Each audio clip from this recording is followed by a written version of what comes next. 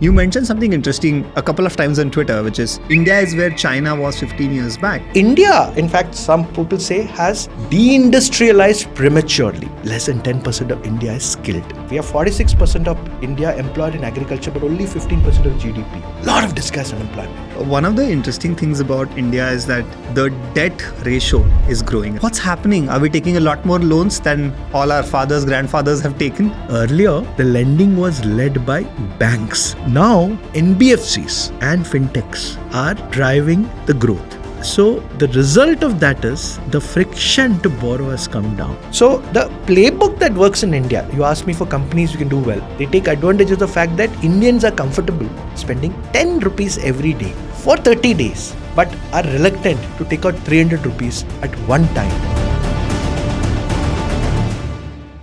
Today we break down the Indus Valley Report 2025 and we have the person that built out this report from scratch.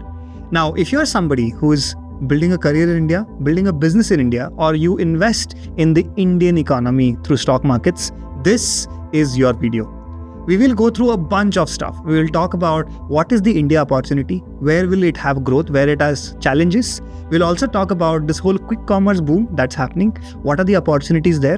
We'll talk about AI in India, and we also cover a lot of ground on what are some of the things that you should look out for in the next 5 years in the Indian economy. And before we get to the video, just a quick update. We are now part of the 01 network by Zerodha. As part of the network, we bring you insights from great Indian businesses that you could learn from. Now let's get right into the video. Sajith, so thank you so much for coming on the GrowthX Inner Circle. I think this has been in works for a few weeks now. I know a lot of things are happening around you. Too many WhatsApp messages, too many praises, and I think all deserved. So first of all, thank you so much for building this report out and helping all of us understand the India opportunity, the India challenges better. I want to first understand, where did the idea of building this report every year came about and what's behind this? At Blume, one of our desires was to create a report, a property, which kind of represented really presented, I would say, the Indian startup ecosystem to the world. Because as one of the preeminent seed investors in India, we do end up meeting with a lot of LPs or limited partners, right? We're not investing our money in venture. We are investing institutional capital. And we are continuously explaining the India opportunity to them. And we've always wanted a document which could kind of present this opportunity ahead. And curiously enough, there was this very interesting report, it doesn't exist now, called the Mary Meeker report. And so people used to say, why isn't there a Mary Meeker for India? So I think Indus Valley report came as a result of these two strands of thoughts meeting each other. One, our desire to present the India opportunity to anyone curious about India abroad. Two, the desire for a Mary Meeker type report on the Indian ecosystem. So Sajith, very interesting graph, right? 54% services, that's the split of GDP by sector, and industry 31%, agriculture 15%. You mentioned something interesting a couple of times on Twitter, which is India is where China was 15 years back. And for us to be able to grow like that economy, we have to be growing at a much faster pace than what we are today. So can you elaborate on this and can you give us more insights on this whole consumption being only 56% of this graph? So there are two bar charts there, and the first one I want to talk about is the one on the right, which is the one on services at 54%, industry at 31%, and agriculture at 15%. That's sort of how India is sectorally split. And that is sort of the conventional way of looking at it. And it's what stands out here is that the high share of services is typically something that we see in more advanced economies, and not one where a country has a per capita income of $2,700 like we have, right? So in a country like that, you typically don't tend to see services having such a high share. So India is an outlier in that regard. Now, before we go any further, I need a minute of yours. There are so many startups in India trying to figure out their first 10 crore revenue.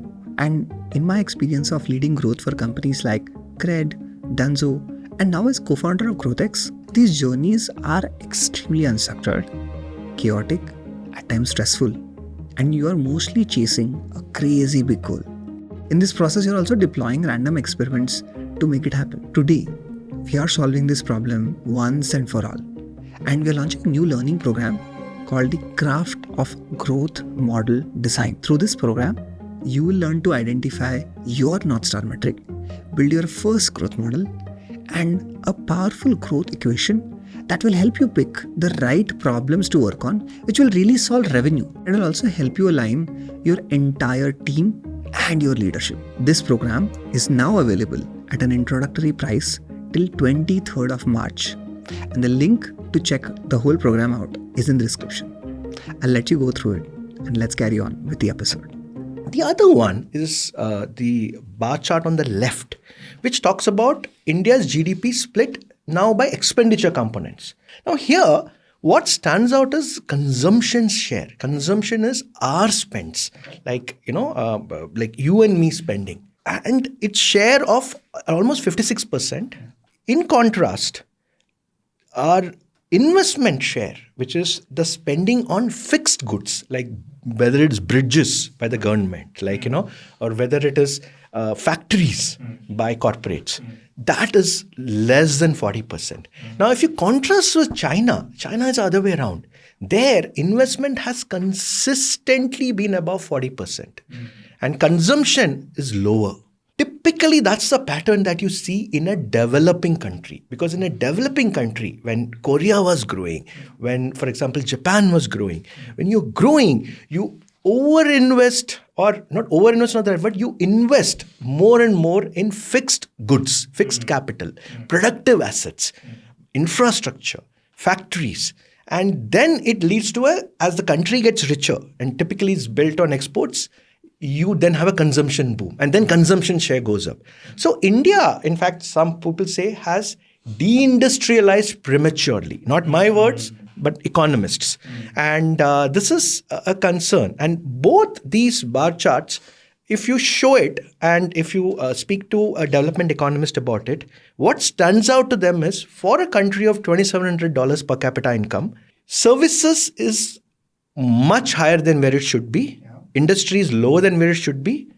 And secondly, investment is much lower than where it should be, and consumption is much higher than where it should be. So this chart, if we really unpack this is what should stand out to you. This is a perfect segue to go to my second graph that I wanted to go and look at, which is the classic definition that I think Blume and you have popularized, which is India 1, India 2, India 3. Sure. And India 1 driving this whole spending, and we are discussing consumer spending. So why do you think it is that the way it is? If I look at India 2, which is, let's say, the next set of people, why are they not contributing significantly to consumption? What's happening there? I feel one of the key threads or themes over the last, I would say, decade has been the slower movement of India 2 into the bottom rung of India 1.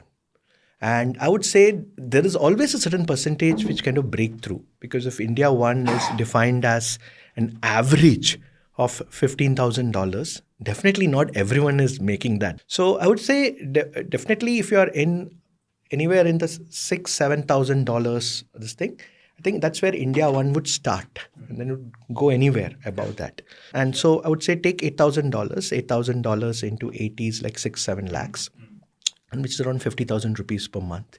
And I would say that kind of puts you in the bottom rungs of India 1. And if you look at India 2, and India 2 would be classic, like a Blinkit driver today who makes 30,000-40,000 rupees, Uber driver, or someone working in the like as a government peon, and or someone in a small shop, and so they're all India 2.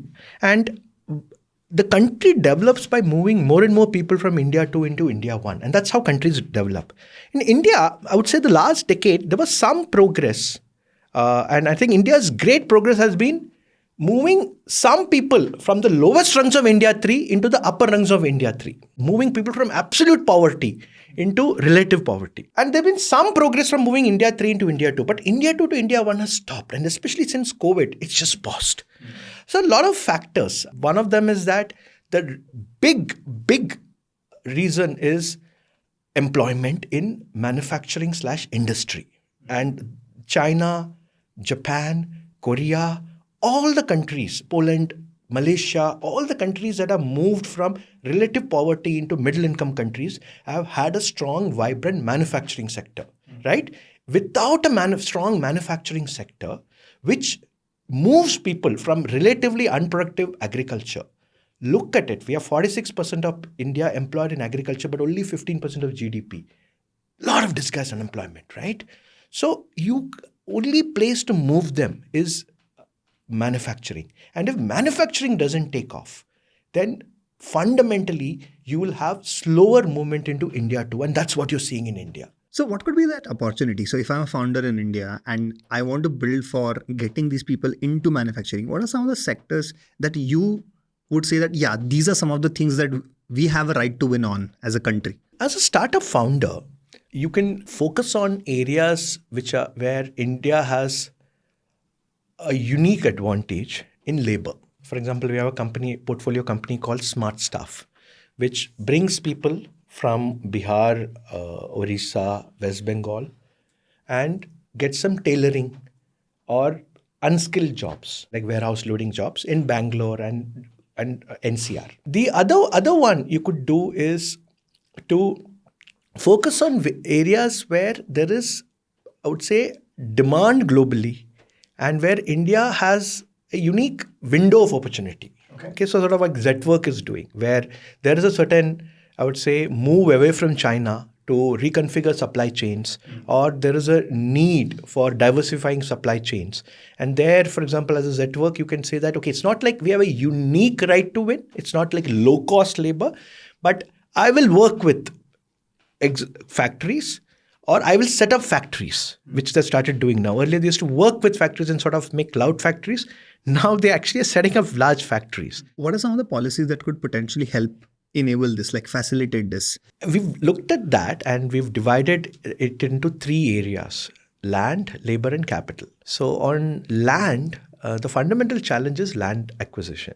And land acquisition is not necessarily a central subject, it's a state subject. States have to make it easy for factories or companies to be able to acquire land. And when I say land, it has to be not 400 kilometers away from an urban center. End of the day, you want land close to a highway so that you can quickly hit or a port. You want less friction in acquiring land. You don't want them to be harassed. So land is an important one, and land is one of the key themes. Labor.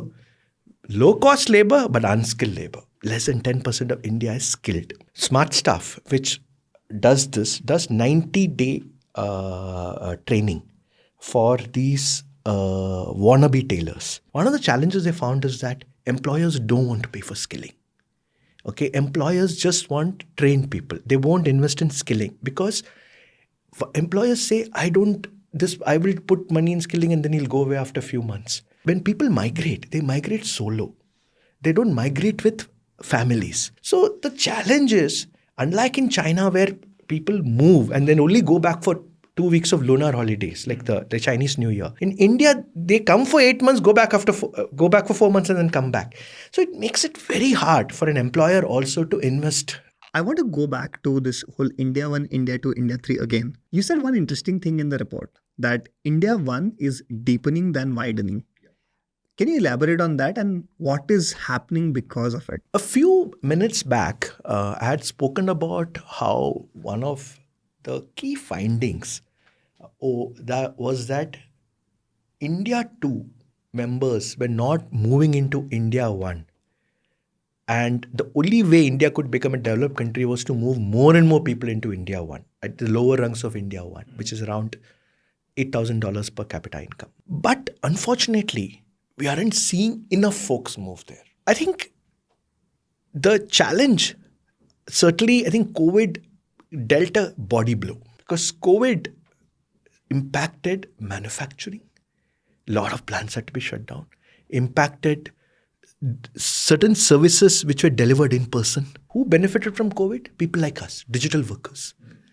We who live in Zoom land, and we did well. Stock market grew. Who had exposure to stock market? People like us. So we did very well. Okay, the divide widened.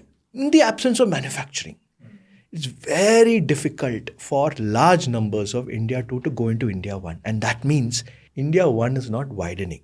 The numbers of India 1 are really stuck at this 10% of India, which is 35 million households, 120 to 140 million people. And India 2 is like an Indonesia-sized country, which is 70 million households, 300 million people, $3,000 per capita income. Another interesting thought that just came to my mind is if I'm investing in, let's say, companies that serve India too, and I see in the private markets, I see in the public markets. So if I'm investing in the market or I am investing into private companies and I see few companies like Pocket FM doing something interesting in India too, or Stage doing something in India too, right? And a lot of these companies have cracked something on actually getting these people to spend money digitally, right? On stuff that is not physical goods, but digital goods, right? What are some of those opportunities that I should look for in India too? Historically, FMCG companies have created a playbook to capture India 2 and even India 3 spend. And the way they've done that is to create lower end SKUs with lesser high quality inputs, okay, and sachetization, okay. So, and some elements of the playbook can be adapted by startups as well. So Stage, for instance, has annual price of $399, which is less than what Netflix charges for a month. And the way that they've done it is to work backwards and to have the lowest cost per minute content. For instance, they don't have large expansive sets. So in none of their things will you have a roll call of more than 10-15 people. Crowd scenes so hai nahi. Okay? So when you don't have crowd scenes, you don't need very outdoor. So they will shoot high impact drama scenes in smaller settings. Okay? They figure out key tropes, 10, 12 tropes, like which motivate us. Jealousy could be one. Then crime, like passion. And then they figure out what is the best way to demonstrate that at the lowest cost, this thing. So they've done that very cleverly and they've configured their content cost to be very low. Because $399 is all that they can get. Netflix adapted the global playbook where they're making $8, $15, $10 per month from a global audience. And they have very high costs. They brought the same playbook to India. Now, I love what they're doing. It's great fun, but they will not make money this way. So the playbook that works in India, you ask me for companies you can do well, is to first understand what cost is palatable. Then look at the product experience that you want to give that will bring them back and make them love it. And then rework your product around that. Harsh Jain of Dream11 said something which stays rent-free in my head. He said, if I create a product which is 300 rupees per month, 1% of my target audience will buy it. But if I do a product, same 300 rupees, I break it down into 30 days, 10 rupees, 100x will buy it. So UPI today enables this model to happen of microtransactions, right? UPI enables autopay. So the best companies, it's Kuku FM, Stage, okay, and a Friend, they all take advantage of these microtransaction possibilities. They take advantage of the fact that Indians are comfortable, majority of Indians are comfortable spending 10 rupees every day for 30 days, but are reluctant to take out 300 rupees at one time. You and me will do it because we want life to be friction free. Like, sochne ka nahi, let it go in the background, but they are not like that. So Sajith, one of the interesting things about India is that the debt ratio is growing, right? And I want to point out to this chart which talks about the debt ratio. We have the highest debt to GDP right now in first quarter of 2024, which is available as a data point. We were at 33% in 2016. They've gone to 42.9, almost 43%. What's happening? Are we taking a lot more loans than all our fathers, grandfathers have taken? So some of it is a combination of the reduced friction to borrow. Because earlier, the lending was led by banks largely. And banks would look at your income and take collateral-led loans, secured loans, loans backed by gold or loans backed by land or whatever. Now, NBFCs and fintechs are driving the growth. And they today, and also thanks because KYC is relatively easier, you can actually do a completely digital, you don't have to even meet, and you can borrow money, small ticket items. So the result of that is the friction to borrow has come down. And when the friction to borrow comes down, there's a willingness to try this out. And now India, again, a country that is relatively poor and a country where insurance is much lower, a country where a medical expenditure can put you into a debt spiral, okay? Or like, so a country where you don't have enough discretionary income, where 10% of the country accounts for 70% of, 2/3 of discretionary spends. So the rest doesn't have as much money. So they've always had challenges accessing capital. And so the easy access to debt comes as sort of a nirvana to them. And that is what has led to this rate of growth. DPI, right? Yeah. And I think this is on slide number 55, right? Yeah. It talks about Aadhaar, UPI penetration, Bheem, Digit, Aabha, Covin and Aadhaar are almost equal, right? Yeah. And it talks about ONDC. What's happening in India? What are some of the opportunities in terms of DPI that could unlock some interesting categories? I would say that I think Aabha is certainly an area, one we are going to track more deeply. We're beginning to see second-order effects of Aabha beginning to make its play. Like as records get digitized and as insurance, the government also helping with with making insurance a little more widely available. All of that is helping drive increasing spends. And one of the interesting findings came from one of our healthcare startup founders who said that smaller hospitals are beginning to buy more premium equipment because they are seeing more insured patients and they are confident now that they can get money back more easily and they can charge more to them. So that's a second order effect, and we're going to see some spends in that direction. Namayatri and what they've been able to do on mobility, on ONDC mobility, where Namayatri's model of charging the driver and not taking a cut off what you and I pay the driver has been a unique innovation that Rapido adopted and now Uber has adopted. So there's this interesting thing that Uber in India for autos is a consumer SaaS company or a B2B SaaS company. And ONDC credit could be very interesting. And I feel not enough attention has been paid. It's been a little more slow. India, one of the challenges has been that if you a lot of lending by banks is collateral linked. You need to put something, secured loan. But if you are a handcart person, you're selling something on handcart, thela wala, or you're a small business who doesn't have access to like rented premises, etc. But you're selling something on, let's say, Zomato or something. Then now you can go with the income flows you have made to an NBFC. An NBFC can, at the back end, validate that through your bank details that you're getting these flows in. And then they can give you a flow-based lending thanks to a account aggregator model. So these are unlocks which didn't exist in India. And this is the true beauty and greatness of DPI. And this is how DPI has been able to kind of create impact. The next I wanted to go ahead and understand was this whole quick commerce, right? You and I both have had a taste of quick commerce with Dunzo. And what has fundamentally changed between the models in the past few years versus the Zepto model, for example, right? What has really changed that it has got so much interest and so much capital all at once?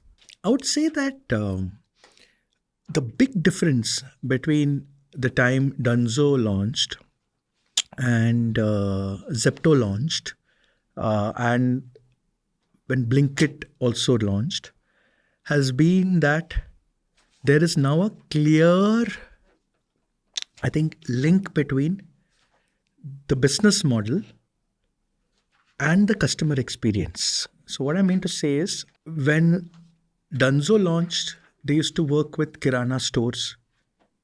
Then of course they got to dark stores. Then the experience, when it came to the customer experience, was not as perfect. And Zepto itself went through a phase where they partnered with Kirana stores. It was called Kirana Cart then they shut it down and then they started the dark store one. So the best business models, there's a link between the business model, revenue model and customer experience.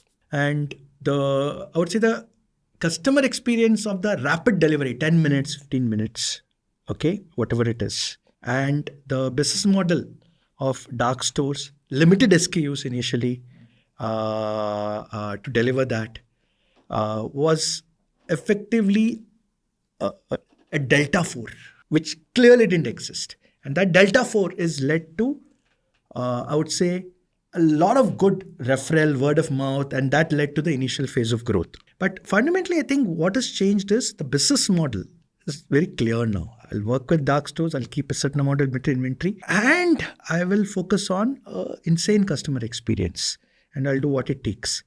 And I think the business model, I would say, got perfected. And what has happened is also that India is actually a very fertile territory for this, because we don't have a modern retail kind of offering.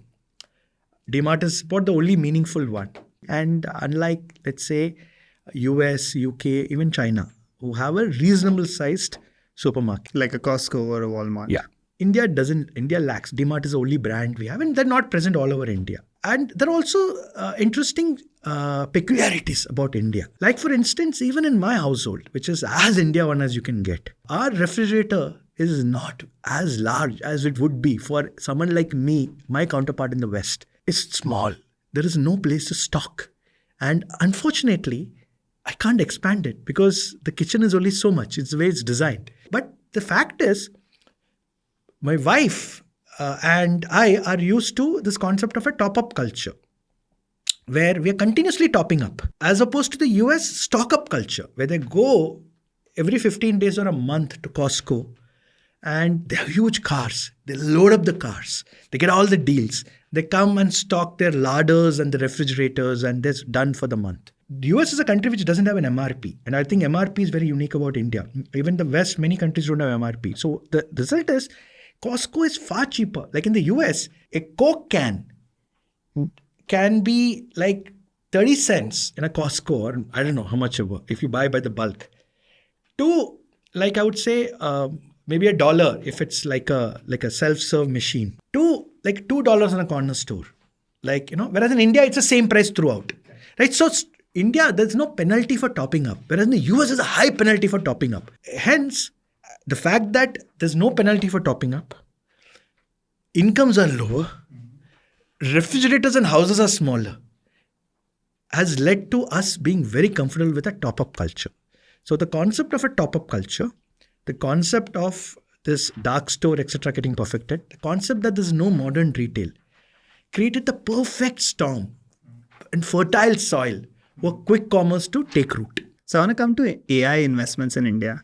What's really happening? Are we like too scared to say that, something will get disrupted every single week, and that's why investments are not happening in AI in India? Walk me through what's happening for AI investments from a VC standpoint in India. So I think talking to my peers in other funds and talking to my colleagues internally who do AI and SaaS, I think the broad lay of the land feel, etc. And I don't want to be hauled over coals for this, is that there aren't as many exciting teams building in India yet. Will it change? I hope so. It could. And hence, some of the larger multi-stage funds are actually setting up operations in Silicon Valley, Indian funds, and investing there. Because that's a very evolved market for talent as well as investors. A lot of elite Indian founders are happy to set up operations there. Happy to see Paras Chopra sell off Wingify and double down on this. Absolutely required. Happy to see Mr. Sridhar Vembu become the chief scientist at Zoho and hopefully build something in this space. Want to see more people in this space, but I don't think we are seeing enough, is what I would say. So, few consumer trends just want to pull out, right? I think first is advertising shift, right? There is a news that Netflix might also launch an ad-based model in India now, finally, right? There is the whole Jio Hotstar advertising that's happening. So OTT definitely is like at the forefront of ad monetization. What are some of the other shifts that you see when it comes to ad-based business models in India? So advertising is typically something that only India One products can take advantage of. Because advertising presumes affluent eyeballs are using this and can be served.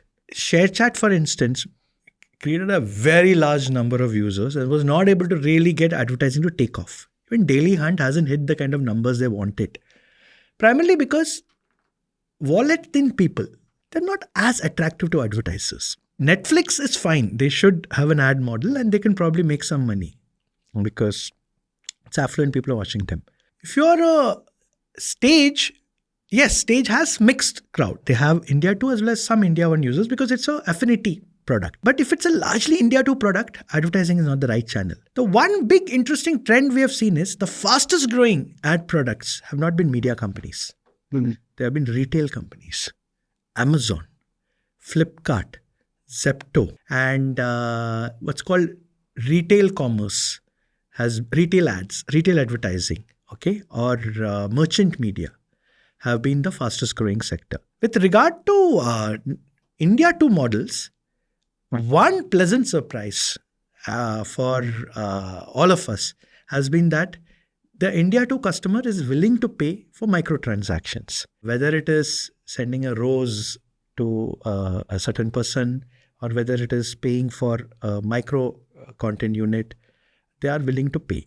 And the model that is broadly common is if you're going to do an India 2 product, you've got to figure out a user-led monetization model and people are willing to pay. The other big interesting finding is that people have a thirst to connect with a human at the other end. Some of it is to connect with the opposite sex, no doubt, but some of it is also for mental health. Like this whole astrology thing is really a therapy for India. It is solving many problems in one go. So people are willing to pay for voice and UPI microtransactions, the whole model of buying a certain, paying into a certain wallet and using that, or UPI auto pay for subscriptions, they have been game changers. Lovely, lovely. Thank you so much, Sajith. I think this has been the best Sunday morning that I had shooting this. I mean, thank you so much. Thank you so much for doing this. It was my pleasure. Thank you for having me. But I'm telling you this, without Anurag, Nachamai and Dhruv Trehan, I couldn't have put this report together. So shout out to them too. Thank you for giving me the opportunity to showcase the report.